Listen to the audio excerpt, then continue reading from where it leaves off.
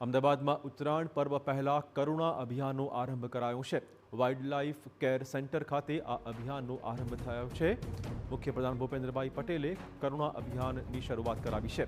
ભૂપેન્દ્રભાઈ પટેલે wildlife care સેન્ટરની મુલાકાત લીધી હતી। ઉત્તરાયણના પર્વમાં ઘાયલ પક્ષીઓની અહીંયા ટ્રીટમેન્ટ કરાશે। ઘાયલ પક્ષીઓને રેસ્ક્યુ સેન્ટર પર પહોંચાડવામાં આવશે। તો કરુણા અભિયાનનો આરંભ કરવામાં આવ્યો છે। ઉત્તરાયણના પતંગના દોરા ભરાવાથી ઘણીવાર પક્ષીઓ ઘવાતા હોય છે,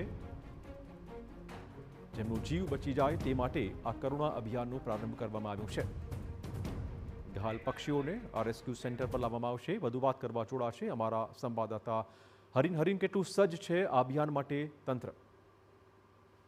ઉત્તરાયણનો તહેવાર છે અને ખાસ કરીને જે પતંગના દોરાથી પક્ષીઓ ઘવાતા હોય છે ને તેને બચાવવા માટે એક અભિયાન શરૂ કરવામાં આવતું હોય છે। દર વર્ષની જેમ કરુણા અભિયાન 2026નો જે પ્રારંભ કરવામાં આવ્યો છે, પશુ કે પક્ષી જીવ ન ગુમાવે તેના માટે લઈ અને સરકાર કટિબદ્ધ છે અને ખાસ કરી અને wild life care centre Ahmedabad છે કે ત્યાં કરુણા અભિયાન 2026નો આજથી પ્રારંભ કરવામાં આવ્યો છે। ખાસ કરીને હેલ્પલાઇન નંબર પણ જાહેર કરવામાં આવ્યો છે।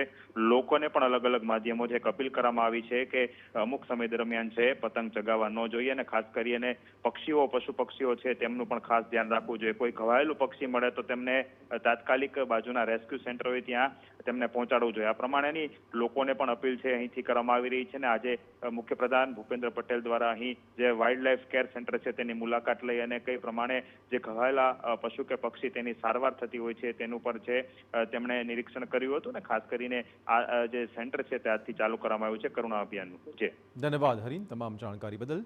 તો ઉત્તરાયણના પર્વ દરમિયાન ઘાયલ થતા પશુ પક્ષીઓની સારવાર માટે કરુણા અભિયાનનો આરંભ કરાયો છે।